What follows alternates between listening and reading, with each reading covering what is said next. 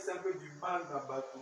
Soit si moto, on a PC Bible, Bolivine, Lucas, Somme. Il faut fouiller comme la difficulté. Parce que par rapport à ce que vous nous avez dit de la Bible, ouais, on se rend compte que il faut se perdre. Ouais. On se demande maintenant où allons-nous, puisque la génération première dans la Bible, il y a papier pour se tendre à disparaître. Mais les générations futures, on a du mal à utiliser la Bible. Qu'est-ce que vous pouvez nous conseiller ou nous donner quand même de... Une très belle question.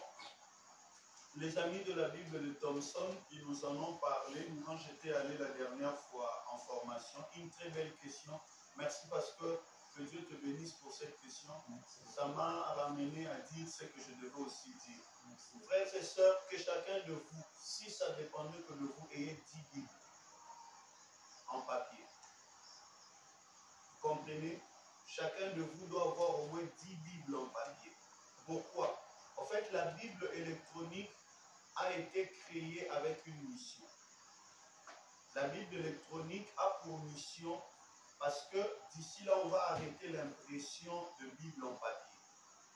Et quand on va arrêter l'impression de Bible en papier, on va prendre un temps où les gens vont user leur Bible. Et puis les Bibles électroniques, comme ce sont des applications, les propriétaires des applications vont diléter ça. Et le monde entier, on n'aura plus la Bible. Ouais, c'est un projet démoniaque. D'abord, de 1, la Bible, quand vous la lisez dans votre téléphone, il y a des publicités qui entrent. Il y a souvent la distraction, il y a le sommeil. Et à chaque fois que vous avez votre Bible en papier, en électronique, le message de WhatsApp, quand ça entre seulement, tu sors. Quand une publicité entre, tu sors. Mais par contre, la Bible ici, c'est la Bible de méditation. Quand tu la lis, tu n'as pas d'autre distraction. Tu lis, tu souris. Tu lis, tu es en train de noter. Tu lis, tu es en train de travailler. Non, nous vous conseillons d'avoir vos Bibles en papier, mais si possible d'avoir 10 Bibles. Chacun de vous achète au moins 10 Bibles, gars. Parce que le jour où on va diléter les Bibles électroniques, au moins tu auras des Bibles à donner aux gens. Et puis un chrétien qui n'a pas de Bible en papier chez lui à la maison, excusez-moi le terme, c'est un soi-disant chrétien. Comment tu peux avoir un téléphone qui coûte plus de $1000, mais tu n'as pas une Bible qui coûte juste $220? C'est impossible. Comment tu peux manquer tu as un téléphone qui coûte cher, mais tu n'as pas une Bible? Tu dois avoir une Bible. Et puis un chrétien qui se respecte ne doit pas avoir seulement une Bible Louis II. Il doit avoir une Bible d'études. Vous voyez, ça c'est une Bible. Ça c'est une Bible. Ça c'est une Bible d'études. Et j'ai d'autres Bibles. Il y a même d'autres versions dessus. Et j'ai d'autres Bibles sur mon bureau. Donc il faut avoir de Bibles. Dans ma tablette, j'ai 15 versions bibliques, mais je ne les fais pas confiance. Parce qu'un jour, les Bibles seront dilétées. Alors, faites toujours vos efforts de lire et de griffonner un peu, hein, un peu comme moi, là. Vous voyez tout ça. J'écris, j'ai traduit. Vous voyez, moi j'écris dans ma Bible comme si c'était les adresses de l'avenue. Je suis en train d'écrire. Donc la Bible, nous croyons à la Bible, mais nous croyons aussi en cette autorité. Une autre question. Normalement, il y a une petite souci. Ok. Par rapport à la Bible. Est-ce que la Bible aussi peut avoir une définition? Une définition. Oui, la Bible, oui. La Bible, comme on dit la Bible, même si vous allez sur Google et tout le reste, c'est un livre saint. C'est un livre saint qui contient la parole de Dieu. Oui, c'est un livre saint qui contient la parole de Dieu. Et vous savez que la Bible, c'est le best-seller. C'est le livre le plus vendu au monde. Il n'y a aucun livre qui est vendu plus que la Bible. La Bible a le best-seller. Best-seller, c'est-à-dire meilleure vente. Sales, c'est la vente. Best, c'est meilleur. Donc si tu vois une maison, quelque chose, on a écrit sell. S-A-L-E. les, c'est louer. Ok. Une question? Oui, Mireille. Oui, tu as une question? Oui, merveille. Question? Les sœurs ne posent pas de questions. Le frère. Oui. Oui, il y a une question. Oui. Bon, moi, nous avons noté dans le Bible ministre de la Bible, lui c'est donc la famille. Et tu vois, on a ça dans le monde. On a parti à Kuna, on a ça dans le monde. On a des Kuna, on a watu wao batera mingi na Bafrancais des amis qui sont dans Louis II. Ce qu'on va dire en Allemagne, c'est qu'on dit de Louis II, ils ont dit des différents, ils ont des minutes complètement. Très bien, très bien. Une très belle question. Et ça, j'aime pourquoi beaucoup de gens qui disent non, on ne doit pas faire la théologie. Oh, Makamanza me batanga kamote. Makamanza me batanga la théologie, tenza mbaye pour la tête. En fait, Louis II, Albert Quinn, Thomson, tous ces gens, ce sont des docteurs dans la parole qui ont écrit la Bible. Comme Louis II, c'est un théologien. Quand je dis par exemple, nous allons lire la Bible, la version Louis II. C'est la version de Louis II. C'est un homme, M. Louis II, qui a réalisé cette Bible. C'est comme cette Bible ici, ça s'appelle Esprit et Vie. Vous voyez? Esprit et Vie, c'est un autre docteur qui a écrit, mais lui, il n'a pas mis son nom, il a intitulé ça comme ça. Esprit et Vie. Tu vois? Quand on dit la version Alfred Quinn c'est un pasteur, c'est un docteur de la parole qui a écrit. Maintenant, la différence, c'est quoi? C'est les français. Hein? Les versions. Par exemple, il y a une version qui dit tout concourt à ceux qui aiment Dieu. Ça, c'est Louis II. Mais quand vous prenez un autre écrivain, qui dit tout concourt au bien de ceux qui aiment Dieu, lui dit tout ce qui arrive à l'homme, c'est Dieu qui le veut. Vous voyez? C'est juste des explications claires. C'est comme ça que vous me voyez deux fois quand je suis en train de prêcher. J'ai dit prenons telle version. Quand je prends la version, vous sentez l'explication. Vous comprenez? Donc, ce n'est pas que c'est une autre Bible. C'est toujours la même Bible, mais chacun a donné ses explications. Maintenant, Louis II, c'est la Bible la plus répandue. Tout le monde a au moins une Bible Louis II. C'est la version courante. Par exemple, tout le monde à l'église a une Bible Louis II. Maintenant, quand tu viens prêcher, il faut utiliser cette version Louis II pour que ton soit se retrouver. Mais maintenant, quand tu commences à expliquer, tu peux prendre une autre version de la Bible qui va te permettre à pouvoir expliquer les choses. Vous voyez? Par exemple, moi, Roland, mes livres sur la prière, moi j'ai ma définition. Alors on dirait que la définition de la prière selon l'Église catholique dit quoi? La prière est un dialogue d'un chrétien avec son Dieu, n'est-ce pas? Mais la prière selon Roland, c'est quoi? La prière, c'est la conscience de la permanente présence de Dieu. C'est le seul moyen que l'homme a de rencontrer Dieu partout où il est sans intermédiaire. Ça, c'est mon explication. Alors, la version Roland dira ça, la version catholique dira ça. Donc, Louis II, c'est un docteur dans la parole qui a écrit. Comme toi aussi, tu peux dire, je vais écrire un livre en portugais. Tu vois? Maintenant, quand tu écriras la même Bible, mais avec ta manière d'expliquer. Vous voyez? Vous allez voir, par exemple, aujourd'hui, quand on dit à quelqu'un en lingala, pardonne-lui, on dit quoi? Non, en lingala, il y a aujourd'hui. Non. Non. Bomelae moto. Maintenant, si moi je vais écrire une Bible en lingala d'aujourd'hui, je ne dirais pas Ekomami okolimbi saye balatuku sam. Ekomami okobomelae moto balatuku sam. Et directement, on dira quoi? La Bible version Lingala révisé. Oui, papa, à ta bouche, on a pu une Bible portugais à Lelo. Ah, voilà. Portugais Deus. Português Deus. Deus. Deus. Português Deus. Ouais. Lui, c'est bon. La Bible la plus standard d'abord, c'est lui, c'est bon. Mais c'est quand on veut maintenant comprendre, parce que la Bible n'était pas écrite en français. Il y a deux langues. Quand vous arriverez en deuxième, on va vous dire. Il y a deux langues. La Bible était d'abord sur le papier rouge et tout jusqu'à aujourd'hui.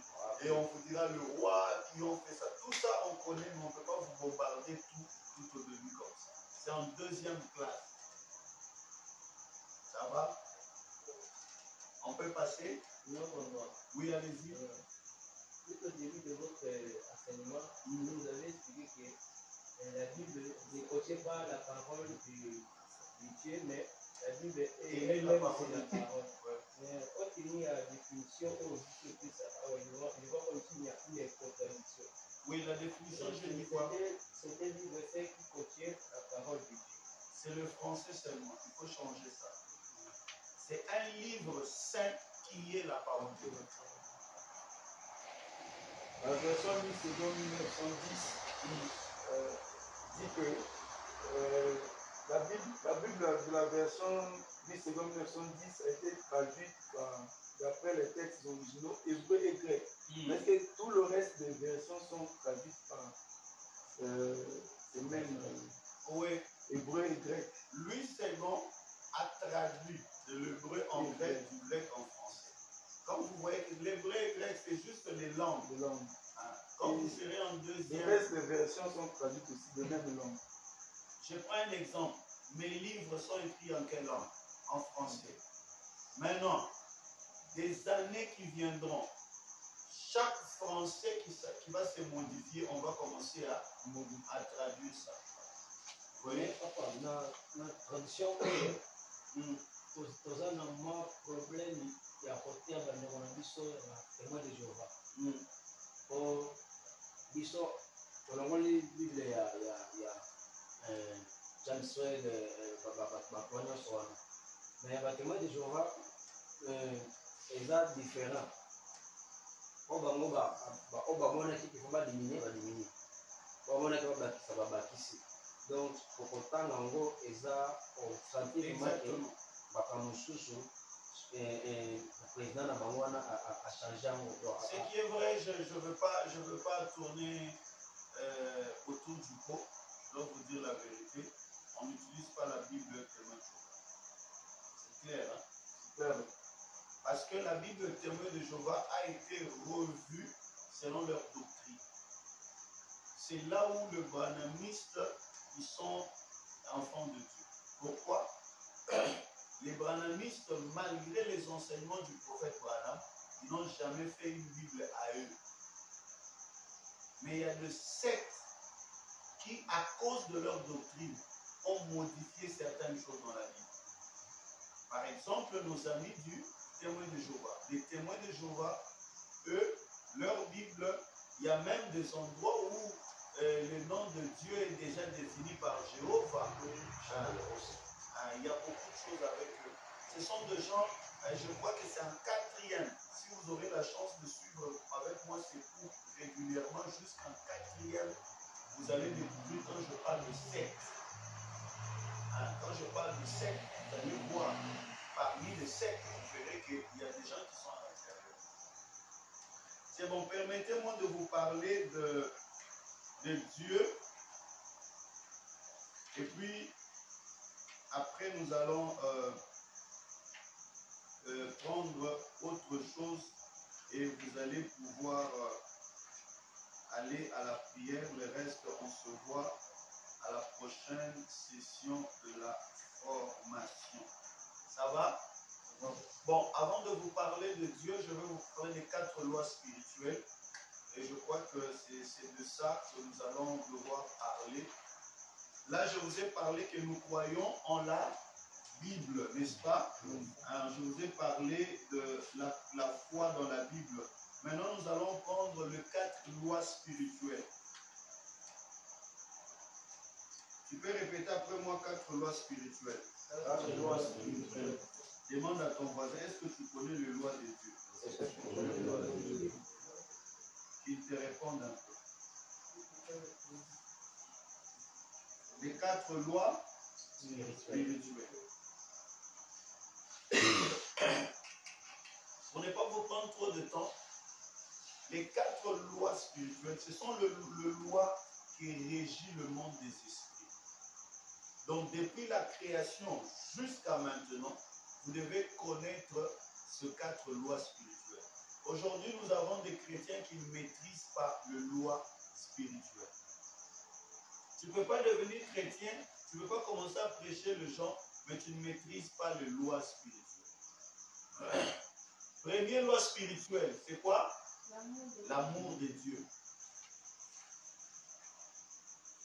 Quand tu es chrétien, quand tu commences à servir Dieu, l'une des choses que tu dois maîtriser, c'est comme ça qu'il y a même quelqu'un qui disait, la personne qui t'a enseigné les 4 lois spirituelles, hein, selon des mythes sur la paternité, hein, on dit toujours, la personne qui t'a montré les ABC de la Bible, c'est comme le livre que j'ai ici, ABC de la théologie. Tu ne peux pas te dire que tu es père de quelqu'un. Tu ne peux pas te dire que tu es mère de quelqu'un si tu ne lui as pas enseigné les rudiments, les petites choses. Aujourd'hui, nous avons des chrétiens qui ne connaissent pas les lois de Dieu. La première loi de Dieu, c'est l'amour de Dieu. Dieu est amour. Alors quand tu prêches aux gens, tu dois démontrer aux gens que Dieu est amour. Dieu ne contient pas l'amour. Dieu ne connaît pas l'amour. Dieu n'a pas d'amour. Dorcas, donne-moi un main. Dieu n'a pas l'amour. Ça choque, hein? Amen. Dieu n'a pas d'amour. Dieu ne connaît pas l'amour.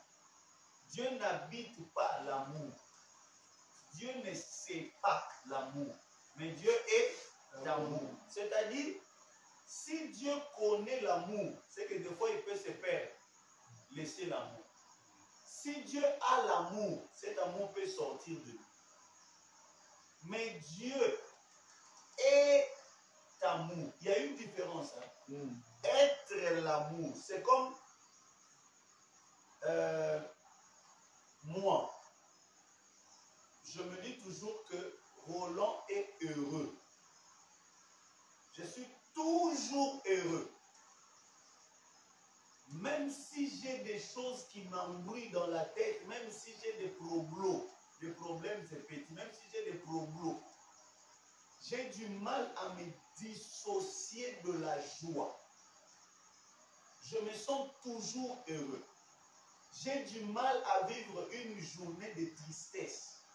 Je suis toujours heureux. Alors Dieu est amour. Donc la matière qui fabrique Dieu, la divinité de Dieu, c'est l'amour. C'est comme ça, un chrétien qui n'a pas d'amour. Est-ce que vous savez que Dieu aime les pécheurs? Amen. Vous savez ça? Amen. Dieu aime les pécheurs. Tel que tu es là, tu ne peux pas prêcher la repentance comme si tu avais canné les gens. Tu dois te repentir, tu l'as en fait, toi. Oh. Dieu aime les pécheurs. Vous savez pourquoi? Jean chapitre 3, le verset 16. On y va. 1, 2, 3. La Bible dit quoi? Go.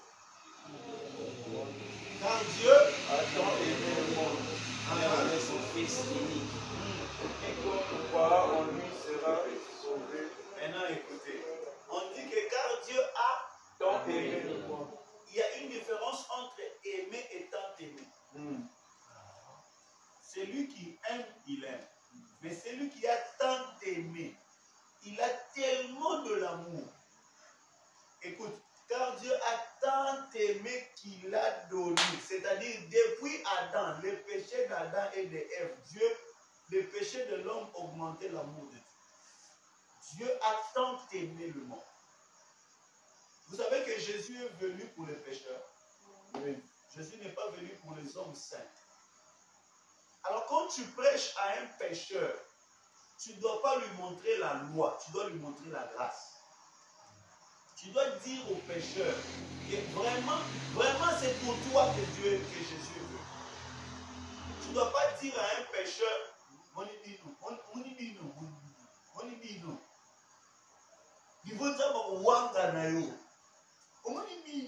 non, tu dois montrer la grâce. Tu dois montrer à l'homme que Dieu est amour. L'amour de Dieu est plus fort que la raison. Amen. Dieu t'aime tel que tu es. C'est comme ça que j'ai toujours dit aux gens, ne soyez pas hypocrites. Soyez vrais. Parce que Dieu nous aime tel que nous sommes.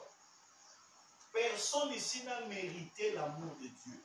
En commençant par moi. Je ne le mérite pas. Dieu m'aime par sa grâce. Et il me fait du bien par sa grâce et son amour. Et vous devez mettre ça dans la tête, que Dieu vous aime. Et comme il vous aime, Dieu est amour. Alors, l'amour de Dieu, nous sommes en première loi, n'est-ce pas? L'amour de Dieu voulait que l'homme et Dieu habitassent ensemble. Première loi spirituelle. Dieu aime l'homme au point où il veut vivre dans l'homme. Il veut habiter avec l'homme. Parce que Dieu découchait chaque soir. La Bible nous dit que chaque soir, Dieu faisait quoi? Hein? Il descendait au jardin. Quand tu aimes quelqu'un, vous savez, le vrai amour là, quand tu pars, quelqu'un vient te rendre visite. À la fin, tu fais quoi? Tu vas l'accompagner. Et quand vous arrivez, lui aussi dit quoi? Je te fais un pain, un pan. Et puis après, lui aussi dit quoi? Je te fais aussi un pan. Et puis après, on dit non, on va aller ensemble, on arrive au milieu. Allez, chacun va commencer fuite pour rentrer chez vous. Dieu aime tellement l'homme que Dieu veut habiter le cœur de l'homme. C'est comme ça que Dieu a aimé Adam plus que Lucifer. Et c'est là où le combat spirituel a commencé.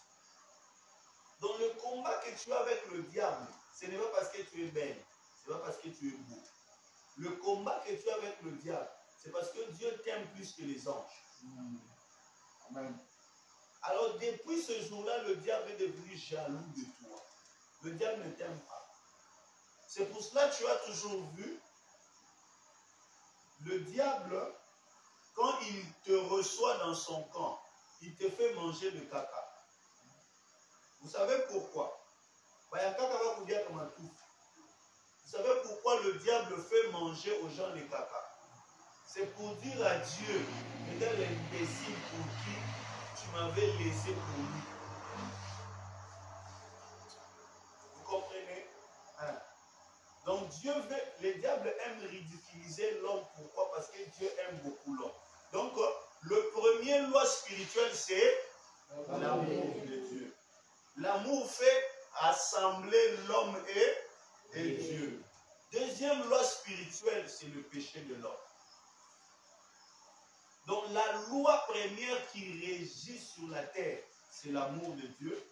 Et la deuxième loi qui régit la terre, c'est le péché de l'homme.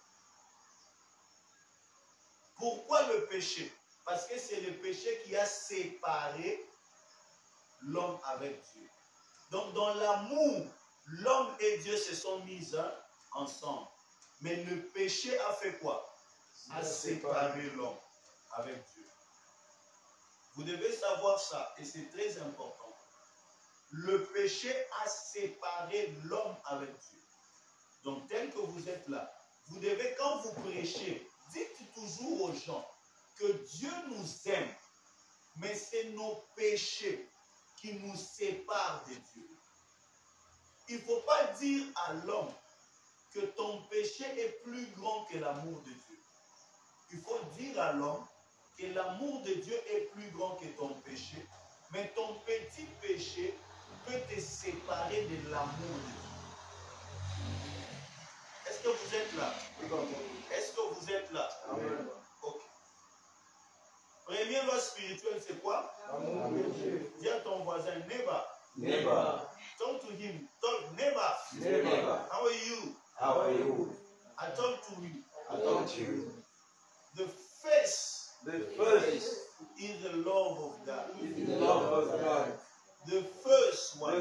is one. is the love of God. Is the love of God. You understand? Yes.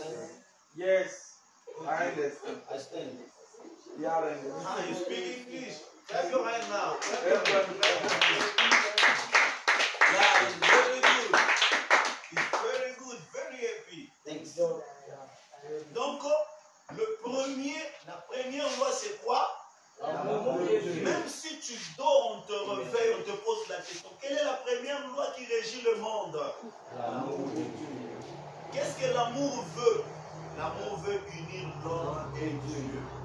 C'est-à-dire, quand tu te mets à prêcher, mes amis, nous n'allons pas gagner le monde avec un autre évangile. L'évangile, d'ailleurs, ça s'appelle bonne nouvelle.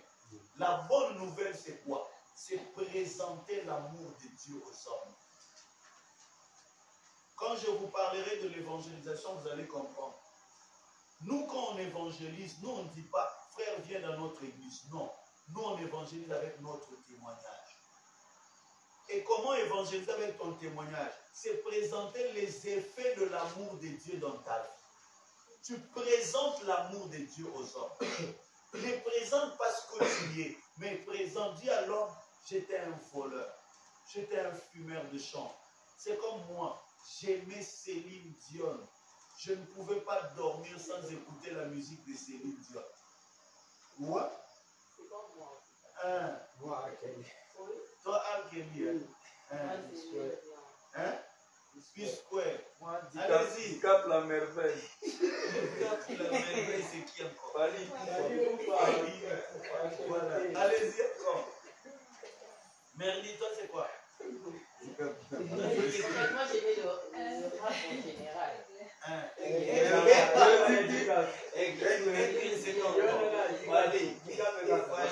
Qui encore? Mais vous cachez, frères et sœurs, moi je ne crois pas aux gens qui sont sortis du ventre de Jésus.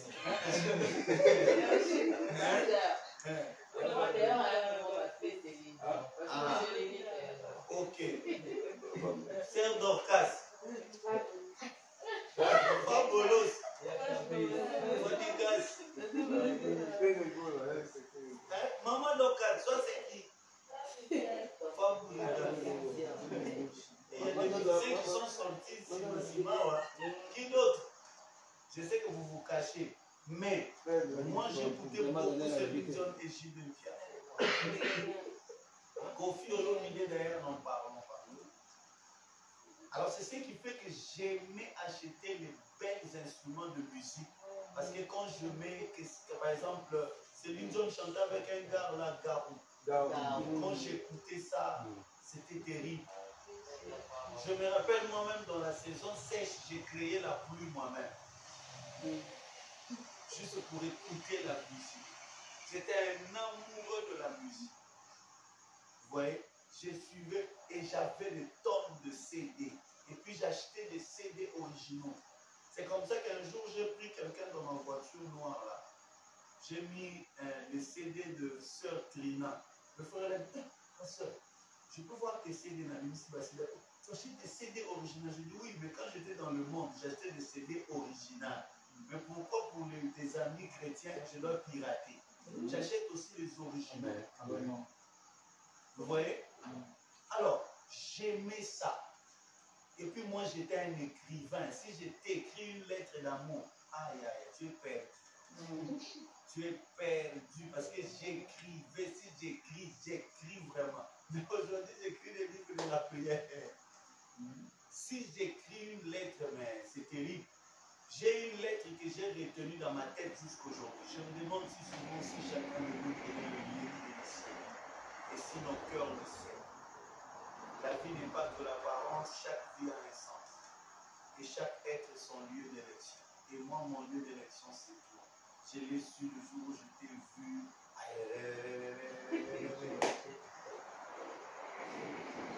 Et c'est comme ça que moi, la poésie, c'est automatique. J'en parle. Et si je dois décrire une femme, je dois.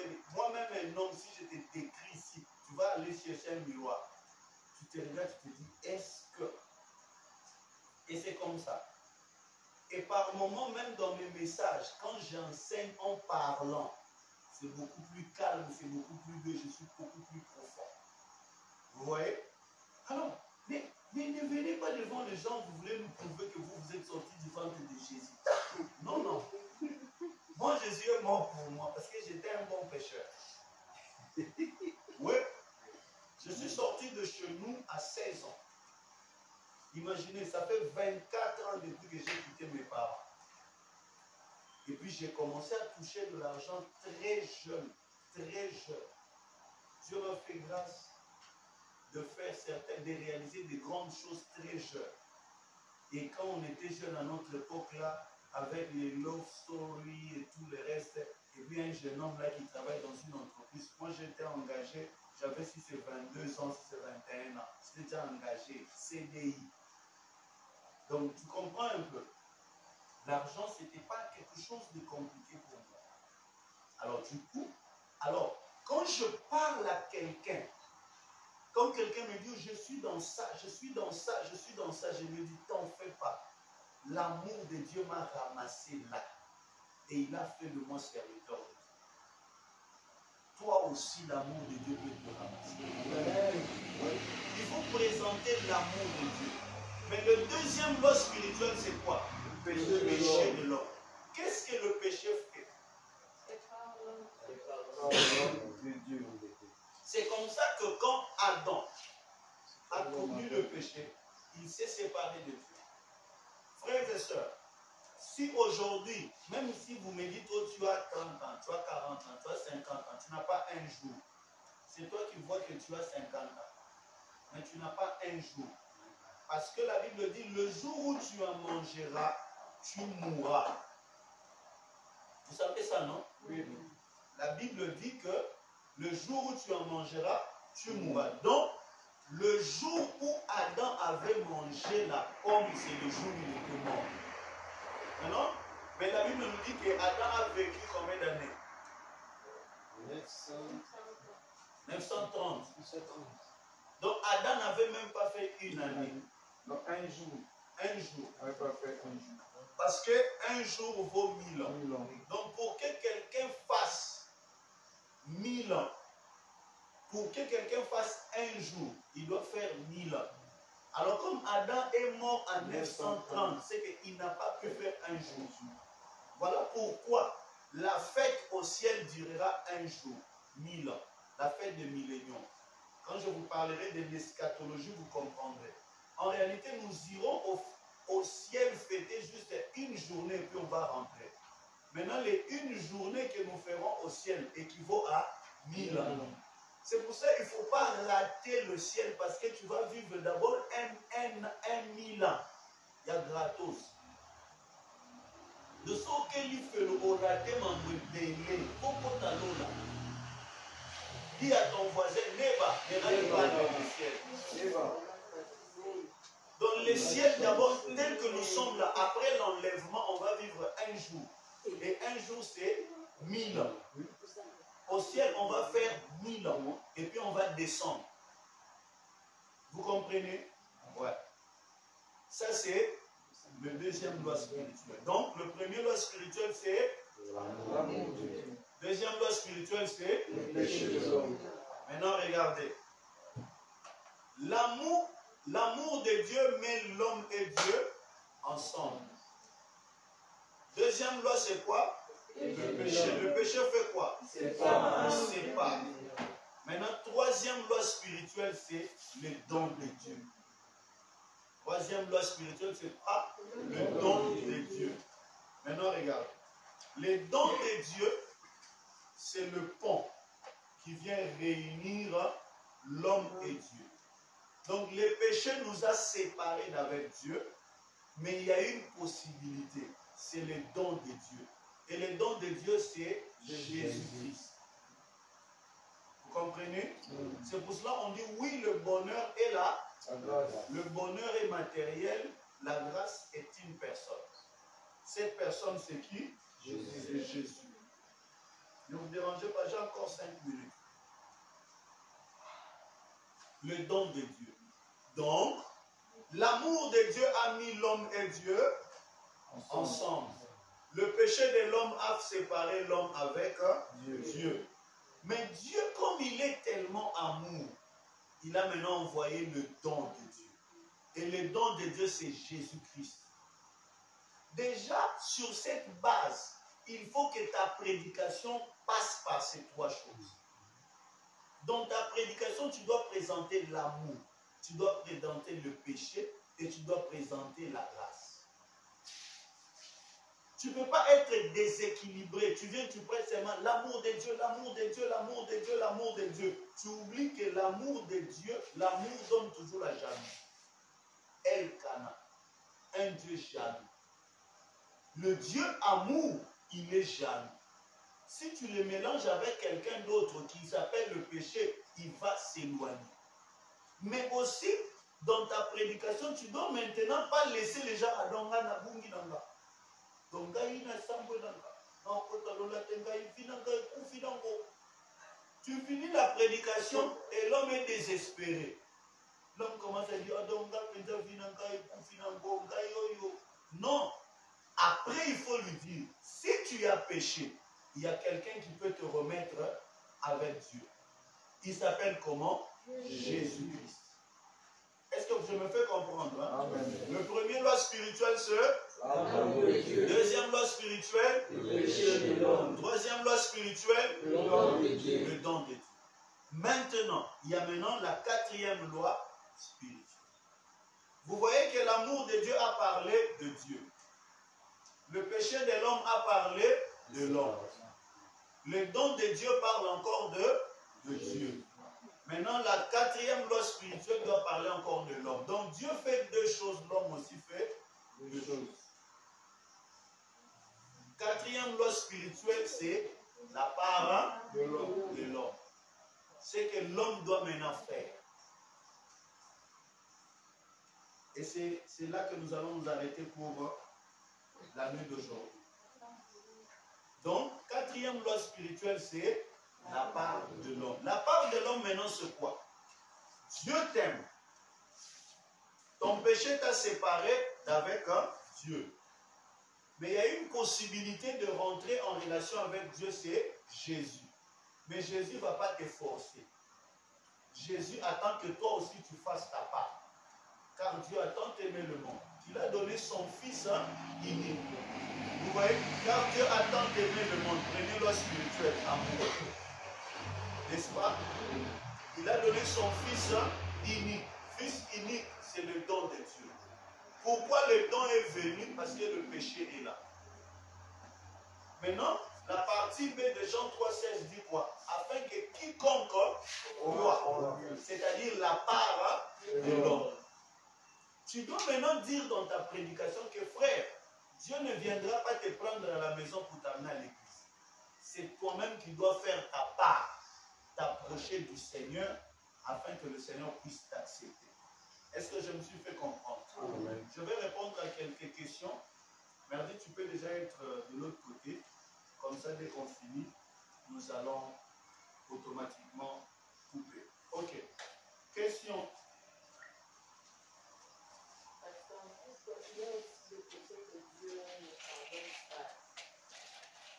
Ok. Belle question. Est-ce qu'on peut l'applaudir?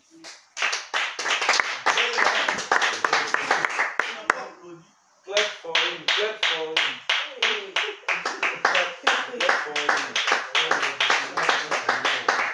La question est très bonne. Hein?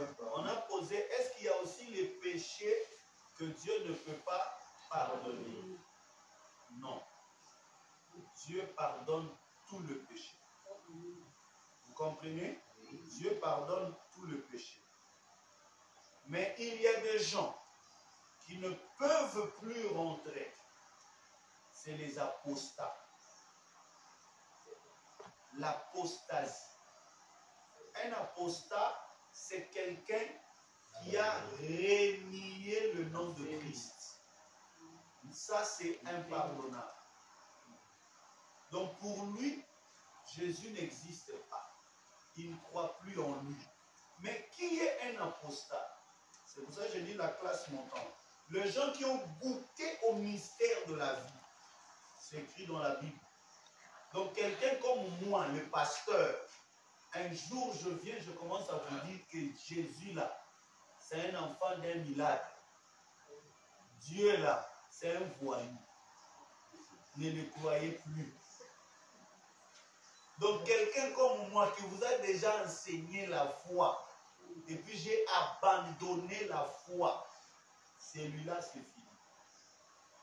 Mais aussi longtemps que tu n'as pas abandonné la foi, tous tes péchés, parce que Jésus, la Bible dit, même si vos péchés sont rouges comme là, tu ne lis pas la Bible, même si tous vos péchés sont rouges comme là, c'est une question. Hein? Même si vos péchés sont rouges comme là, son sang est prêt de laver. Vous comprenez? Jésus pardonne tout le péché. Mais l'abandon de la foi, ça c'est un pardon. Vous comprenez? Ça c'est un. De deux, il y a aussi le péché. Bon, ça c'est une autre classe. Parce que ça va me prendre encore le temps. Il y a ce qu'on appelle l'iniquité. Tu vois? Ben, tu te sens bien dans un péché, quoi. Ce n'est pas un accident, ce n'est pas un fait d'hasard, mais c'est la vie que tu mènes. Donc, tu es presque un apostat. Tu comprends? Tu te sens bien et tu vis comme ça. Alors, ces genres de péchés-là aussi, c'est un peu... C'est comme ça que quelque part dans la Bible, on dit, si tu vois ton frère dans un péché qui ne conduit pas à la mort, alors quel est le péché qui conduit à la mort? Ça, c'est un autre level. Vous êtes au début. Je ne peux pas entrer là-dedans. Je veux quand même éclaircir. Une autre question? Papa. Oui. Papa, ebisi biso ke Nzambe apardonaka nyonso, Ouais. sauf iniquité nde mpona apostasie, donc okoabandone foi, alors ondimelaka te ke Nzambe obe Jésus. Abandon de la foi, ce n'est pas pour tout le monde. L'abandon de la foi, c'est pour ceux qui avaient déjà la foi. C'est quelqu'un qui n'a jamais cru en Jésus, il n'abandonne rien. Un occultiste qui est l'enfant d'un occultiste et puis il est devenu occultiste, il n'a pas abandonné la foi parce qu'il n'en avait pas. Vous devez savoir ça. C'est comme quand vous parlez de réveil. Le message de réveil, on ne prêche pas ça aux païens. Hein? C'est le temps du réveil. On doit descendre dans la cité. On doit prêcher aux païens. Les païens, on ne prêche pas le réveil. Parce qu'ils ne dormaient pas. Il n'a jamais connu le réveil. En fait, il n'a jamais connu le salut. On réveille celui qui était déjà dans le salut mais qui dormait. Quand je vous parlerai de sommeil spirituel, le chrétien, on prêche le réveil. Le païen, on prêche la repentance. Un païen, on ne le réveille pas. J'amène un puissant message de réveil. Donc, tu prêches aux chrétiens. Donc, les chrétiens qui priaient déjà, qui se sont endormis, on doit le réveiller. Maintenant, le message de réveil, quand est-ce que ça joue sur le païen? C'est quand les chrétiens sont réveillés pour aller gagner les âmes. Est-ce que vous comprenez? Continue. Oui, papa. Selon Romains, Romains chapitre 1er, na verset 22, 32, ezebisa biso selon bato oyo baboyi nature ya Nzambe, bakreye nature ya bango moko. Donc, côté faire badorer Nzambe, mais bapréférer badorer créer un moto on Nzambe ekela on Nzambe asali. Et Bible apôtre Paul azolobaki mpona bato wana pardon eza te mpona bango, donc bapede bisexuel tout ça mpona bango pardon eza te. Comment papa okoexplike biso bango baza na iniquité ou bien baza na apostasie ou bien baza... Romains chapitre Chapitre 1er, verset 22 à 32. Ok. Se vantant d'être sages, ils sont devenus fous. Ils ont changé la gloire du Dieu incorruptible dans l'image les présentant aux hommes corruptibles des oiseaux, des quadrupèdes. C'est pourquoi Dieu les a livrés à l'impureté selon la convoiture de leur cœur, en sorte qu'ils déshonorent eux-mêmes leur propre corps. En fait, quand nous allons expliquer les épîtres de Paul, vous comprendrez. Paul est en train de combattre de fausses doctrines, il a envoyé des lettres. C'est comme moi, avec la vision que nous avons reçue de bâtir les églises. À un moment, je veux commencer à envoyer des lettres dans les églises. C'est comme ça que tu voyais l'épître de Paul aux Romains.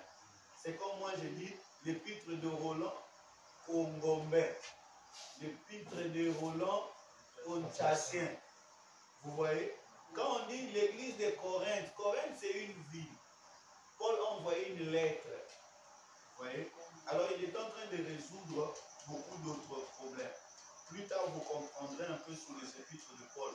Mais si je dois vous répondre, Paul ici parle des gens comme ça, des apostats, des gens qui voulaient détruire l'église. Alors il est en train de vacciner son église, comme pour dire, Timothée, avec l'église de Ngombe, ne suivez pas les gens de Vouvang là que vous voyez. Ils sont déjà égarés. Ne les suivez pas. Ils sont endurcis dans leur... Vous voyez notre église là, il est à côté d'une église comme ça. Alors il est en train de parler. Ne suivez pas. J'écris par exemple au berger Timothée de Paul. Je dis berger, ne suivez pas ces gens-là. Ils sont déjà égarés. Il est en train de détailler leur vie. Vous me comprenez? C'est comme ça. Donc ces gens-là étaient les iniques, c'était des apostats, des gens qui ne vivaient pas bien. Mais il faut qu'on entre maintenant dans le pitre en profondeur pour découvrir la raison et tout le reste. Mais comme on est au début comme ça, avec le temps, tu comprendras. Une autre question? Bate, non, c'est la mituna. Moi, je parle la question. Allez-y. Donc, si je comprends bien dans le cadre de l'inspiration, en fait, c'est la Bible entière. C'est de Genèse à Apocalypse. Quand je vois dans l'amour de Dieu,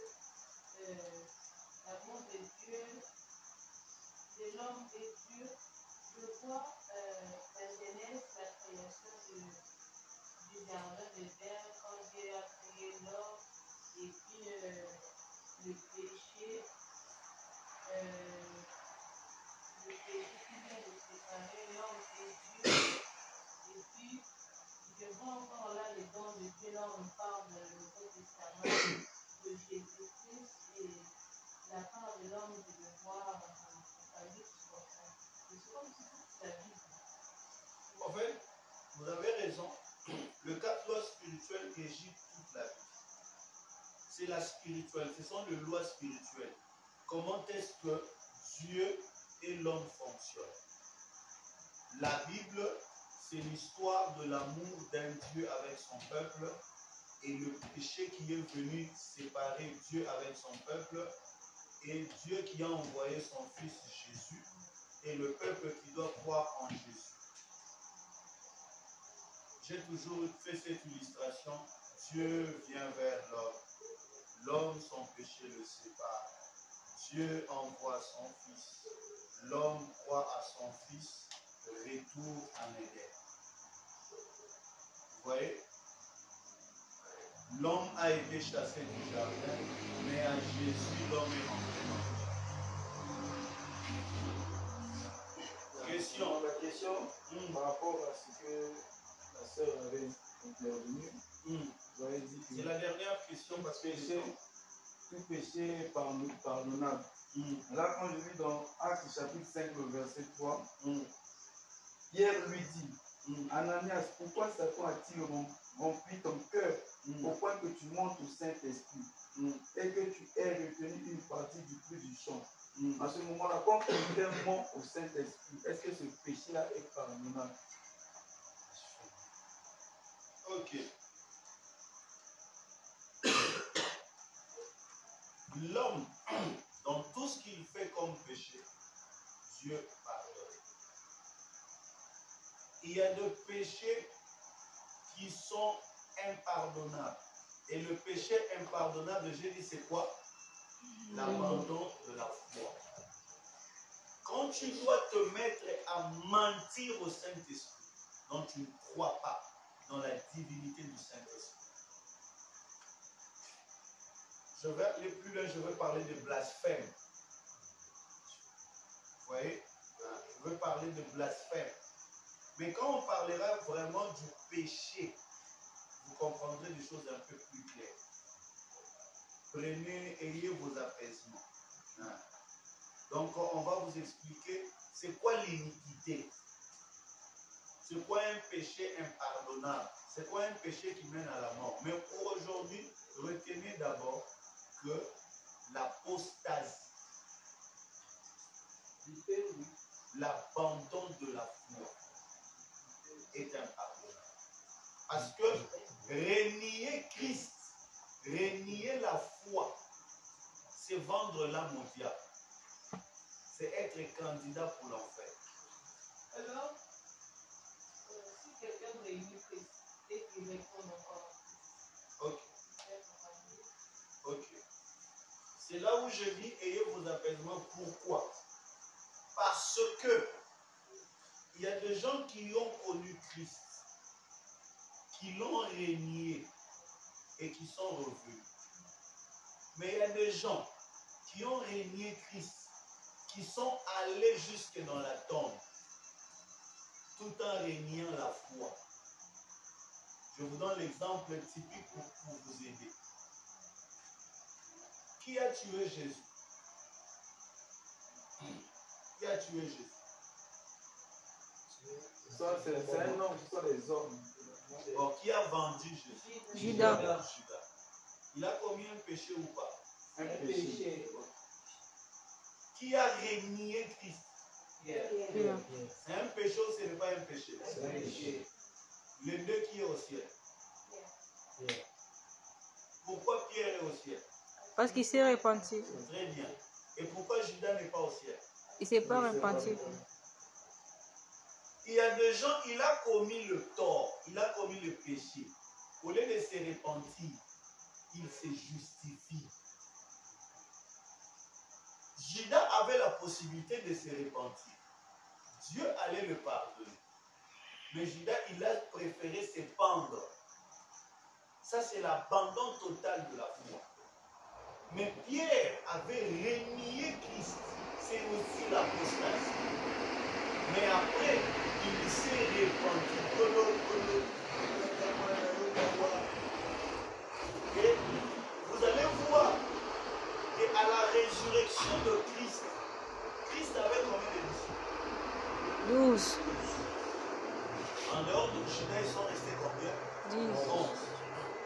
Mais vous allez vous rendre compte que quand Jésus apparaît aux disciples, il dit, allez dire à mes disciples et à Pierre.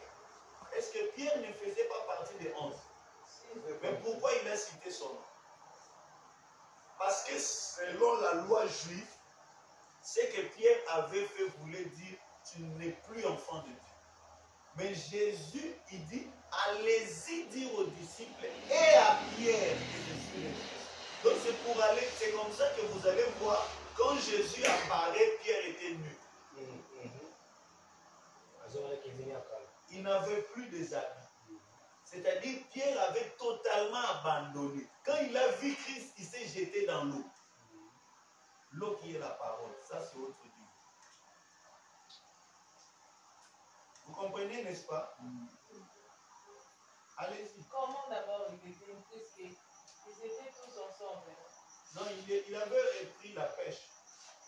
Il était nu en train de pêcher. Les pêcheurs ne pêchent pas avec les habits.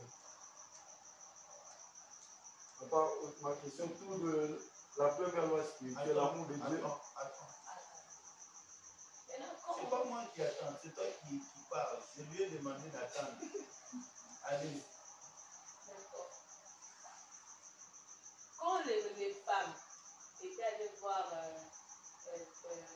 topo, elles ont remarqué que Jésus est médecine avec tout le monde. En venant, mais c'était dans une chambre qu'il y avait tous les disciples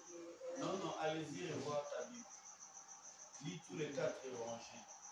Parce que tout résume par rapport à l'historique. Hein? Va relire ta Bible, tu trouveras que Pierre avait déjà repris. Hein? C'est un devoir que je te donne. Tu verras que Pierre était en train de pêcher le poisson. Quand Jésus l'est réapparu. Jésus a réapparu plusieurs fois. Plusieurs fois. 40. Papa, Comprenez? pardon, moi, namoni tokata awa. Non, je voulais juste... ndenge papa olobi bajida nani donc ebibisenga baquestion ebele ezali ti enseignement mosusu. Non, ma question, il n'y a pas de problème. Pourquoi ça, il en a un peu voice? En fait, papa, ma question c'est basée sur la première loi spirituelle, l'amour de Dieu. J'ai écouté un homme de Dieu prêcher, un grand homme de Dieu. Il a dit quelque chose. Seul Dieu est grand. En fait, lui, il a dit Dieu est bon, mais Dieu n'est pas gentil. Donc, jusqu'alors, j'essaie de réfléchir comment Dieu peut être bon, il n'est pas gentil. Dans la Bible, il n'y a aucun verset qui me soit permis, sauf si j'ai commis l'erreur. On ne parle pas de la gentillesse de Dieu. Les prédicateurs aiment enjoliver leur message. Enjoliver, vous comprenez, non? Non, ils aiment ajouter. Enjoliver, ils aiment ajouter. Embellir. En fait, ils voulaient seulement dire que Dieu est bon, mais il ne sera pas bonbon.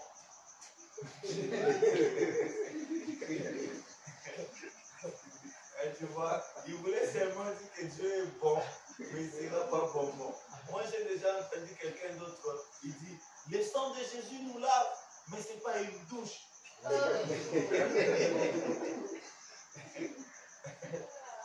Donc, en réalité, il voulait seulement dire que le sang de Jésus va te laver une fois, mais pas pour la deuxième fois. J'aimerais te dire, restons bibliques. Parce que si Dieu, dans sa parole, peut nous demander de pardonner 7 fois, 77 fois 7 par jour, on va maintenant calculer. J'ai donné ça une fois dans une conférence. J'ai dit ceci. Jésus dit, vous allez pardonner Mbalatuku Sambo Sambo Namokolo Moko Nalisumu Moko. C'est-à-dire en réalité, je dois t'insulter 570 quelques fois, tu ne fais que me parler. Et là, c'est seulement aujourd'hui. Demain, je t'insulte encore autant de fois, tu dois toujours me parler. C'est là où il a dit, quand on vous gifle la gauche, donnez à droite. Tu comprends un peu? C'est que moi je connais de Dieu.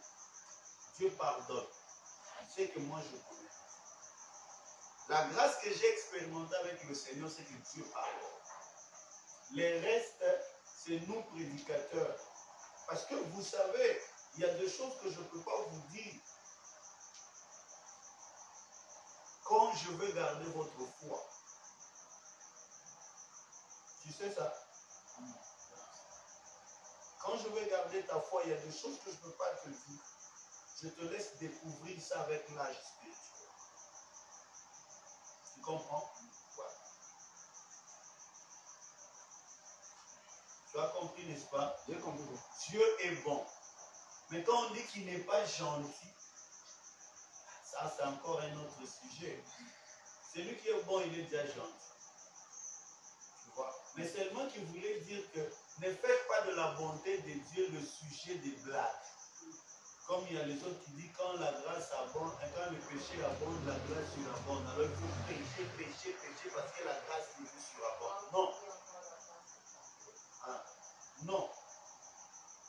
Dieu là, il est bon, mais il se fâche. Parce que la Bible dit, il est riche en bonté. Il est lent en colère. Il est lent. Mais cela ne veut pas dire qu'il n'a pas de colère. Dieu se fâche. Est-ce que vous savez que Moïse était Dieu devant le peuple d'Israël? Mais Moïse n'est jamais entré dans la terre promise. C'est Josué et Caleb qui sont entrés dans la terre promise. Moïse n'est pas entré. Dieu est bon, mais il a interdit Moïse d'entrer. barando musolo bananzanga betelo na kwami na miso abatwachilo na si. Mais na kwami la betio bien. Ça c'est le Dieu que je connais. Alors pour éviter d'en arriver là, fuyez. Tu sais que dans toute la Bible parlant du péché, il dit quoi? Évitez le péché, ne péchez pas, ne péchez pas, ne péchez pas. Mais à un seul endroit, la Bible a utilisé le catch. Vous savez le catch? Quand il parle de l'impudicité, il dit quoi? Fouiller. Fouiller, c'est-à-dire quoi? Joking. Pourquoi il dit ça? Il ne dit pas mets les garde-fous, non, il dit fouille.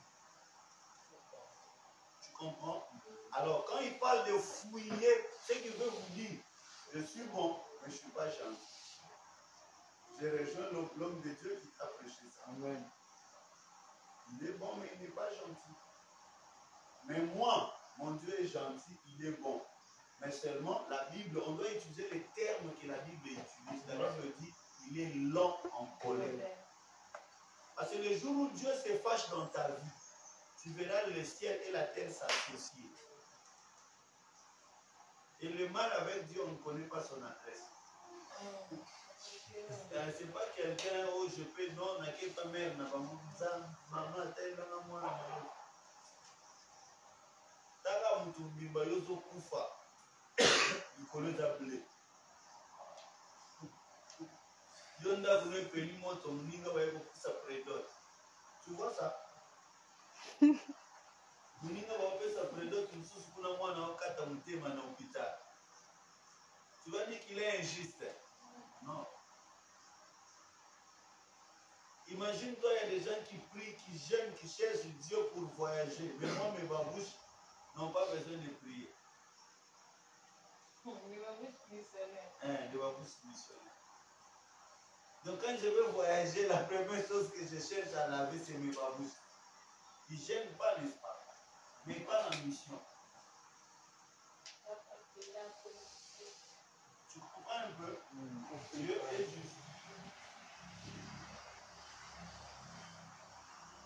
Pourquoi il a créé les pauvres et les riches? Lui-même ici. C'est profond. Dernière question, j'ai répondu. On arrive à la fin. Seigneur, merci pour ce temps.